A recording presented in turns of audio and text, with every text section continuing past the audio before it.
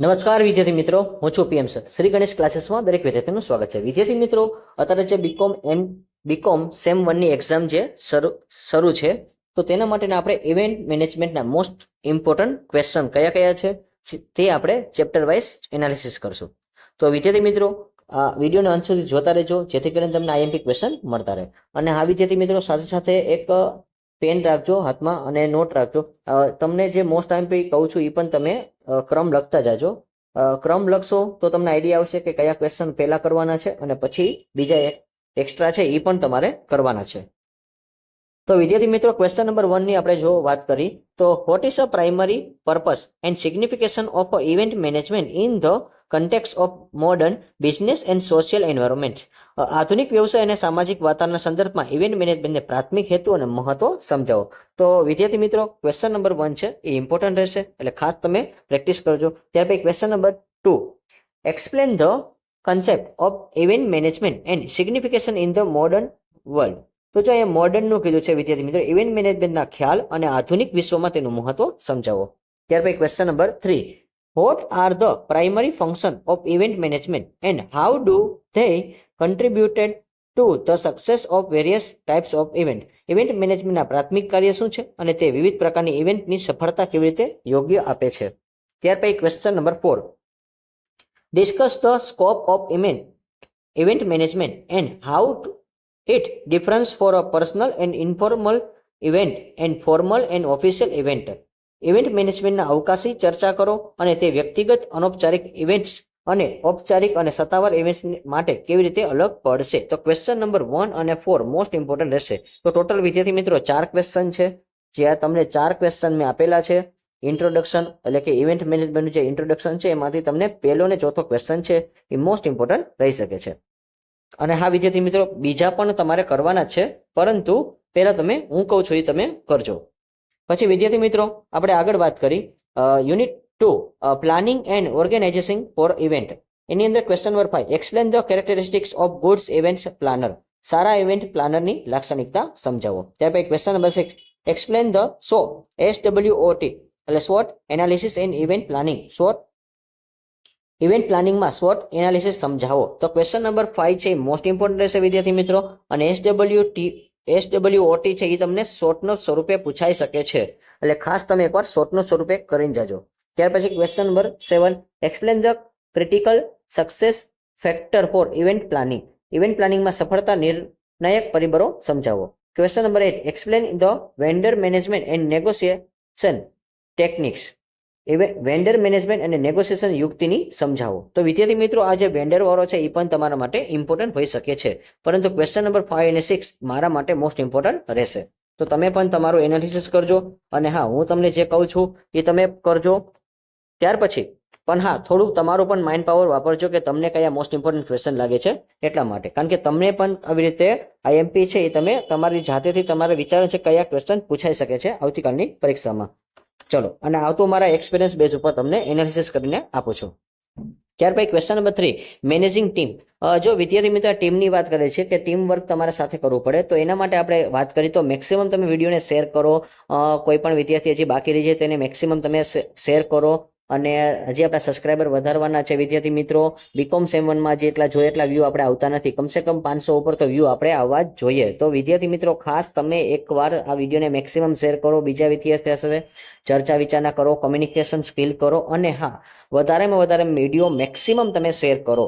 અને હા સાથે સાથે આપણા જે ટેલિગ્રામ ચેનલની લિંક છે ડિસ્ક્રિપ્શન બોક્સની અંદર, તમે એમાં જોઈન થઈ જાઓ. તમને એમાં આઈએમપી ક્વેશ્ચન મળતા રહેશે, સાથે સાથે અમુક પ્રકારના આઈએમપી સમ હશે, એનું સોલ્યુશન પણ તમને ત્યાં મળતું રહેશે. તો વિદ્યાર્થી મિત્રો, ખાસ ભૂલ ન કરતા તમે નીચે ડિસ્ક્રિપ્શન બોક્સમાં ટેલિગ્રામ ચેનલની લિંક છે, તમે ફટાફટ તેમાં જોડાઈ જાજો. સાથે સાથે આપણું ઇન્સ્ટા અકાઉન્ટ છે, એમાં પણ તમે Shri Ganesh classes SGC search મારશો તો એમાં તમારે ફોલો કરી દેવાનું છે વિદ્યાર્થી મિત્રો.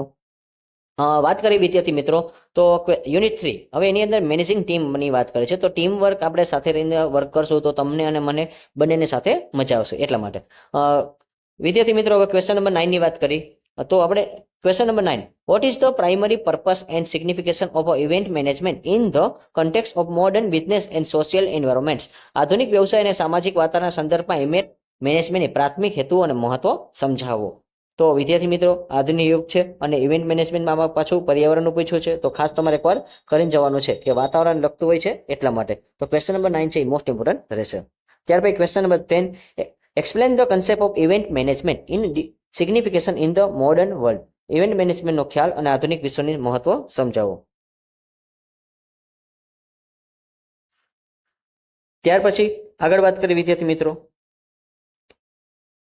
Question number 11, what are the primary function of event management and how do they contributed the success various types of event. Event મેનેજમેન્ટના પ્રાથમિક કાર્ય અને તે વિવિધ પ્રકારની ઇવેન્ટની સફળતા કેવી રીતે યોગ્ય રહેશે. તો વિદ્યાર્થી મિત્રો આ ક્વેશ્ચન છે એ તમારે જાતે એક સોલ્વ કરજો, કારણ કે પ્રાથમિક કાર્યનું પૂછ્યું છે, સાથે સાથે તમને સફળતા કેવી રીતે મળે છે. તો તમારે સફળતા જોતી હોય તો તમારે ખાસ તમારે એનું રીડિંગ કરવું પડશે. ત્યાર પછી question number 12, difference the between the cooperative and competitive approach to a team building and હાઇલાઇટલી.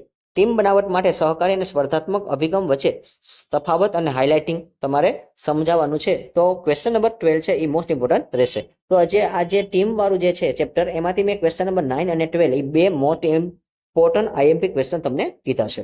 ત્યાર પછી ક્વેશ્ચન નંબર આપણે વિદ્યાર્થી મિત્રો યુનિટ 4 ની આપણે વાત કરી, event marketing and advertising and PR. Question number 30 છે, explain the nature's and process of marketing. માર્કેટિંગની પ્રકૃતિ અને પ્રક્રિયા સમજાવો છે. તો વિદ્યાર્થી મિત્રો આ તમારો 13મો જે ક્વેશ્ચન છે મોસ્ટ ઇમ્પોર્ટન્ટ રહેશે.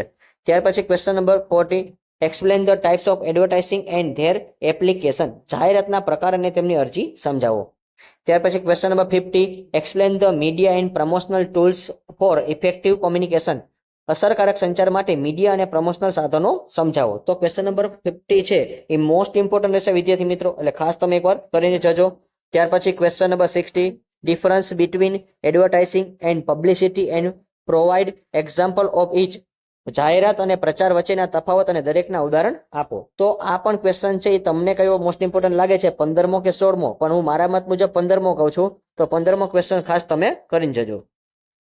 ભાઈ યુનિટ 5 નું આપણે વાત કરીએ, સ્પોન્સરશિપની વાત છે. તો વિદ્યાર્થી મિત્રો આ જે ક્વેશ્ચન છે એ પણ ઇમ્પોર્ટન્ટ રહેશે. સ્પોન્સરશિપ અત્યારે બહુ હાઇલાઇટ થાય છે, કારણ કે અત્યારે દરેક વસ્તુ છે સ્પોન્સરશિપ ઉપર જ થતી હોય છે એટલા માટે.